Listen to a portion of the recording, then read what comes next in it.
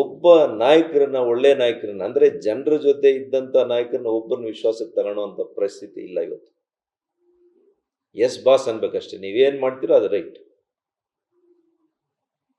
ಆ ರೀತಿಯ ಒಂದು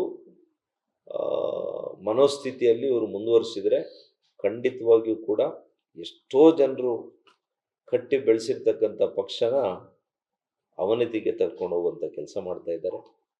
ಅದಕ್ಕಾಗಿ ಇವರ ಧೋರಣೆಗೆ ನನ್ನ ಧಿಕ್ಕಾರ,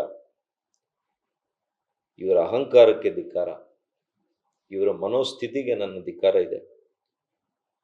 ಇವರನ್ನು ನಾನು ಆಗ್ರಹಪೂರ್ವಕವಾಗಿ ಕೇಂದ್ರ ನಮ್ಮ ನಾಯಕರುಗಳಲ್ಲಿ ಮನವಿ ಮಾಡ್ತೇನೆ, ಇವ್ರ ಧೋರಣೆಯನ್ನಾದರೂ ಬದಲಾಯಿಸಿ, ಸರಿಪಡಿಸಿ, ಇಲ್ಲ ಇವರನ್ನೇ ಬದಲಾಯಿಸಿ ಅಂತೇಳಿ ನಾನು ನನ್ನ ಆಗ್ರಹಪೂರ್ವಕವಾದಂಥ ಮನವಿಯನ್ನು ತಮ್ಮ ಮೂಲಕ ಮಾಡುವಂಥ ಪರಿಸ್ಥಿತಿ ಬಂದಿದ್ದಕ್ಕೆ ಕ್ಷಮೆ ಇರಲಿ ಅಂತ ನಮ್ಮ ನಾಯಕರುಗಳಲ್ಲಿ ನಾನು ಕೇಳಿ, ಮಾನ್ಯ ಪ್ರಧಾನಿಗಳಲ್ಲಿ, ಮಾನ್ಯ ಅಮಿತ್ ಶಾ ಅವರಲ್ಲಿ, ಮಾನ್ಯ ನಡ್ಡಾ ಅವರಲ್ಲಿ ನಾನು ಅಪಾಯಿಂಟ್ಮೆಂಟ್ ಕೇಳ್ತೀನಿ. ಸದನ ಪ್ರಾರಂಭ ಆಗ್ತಾಯಿದೆ.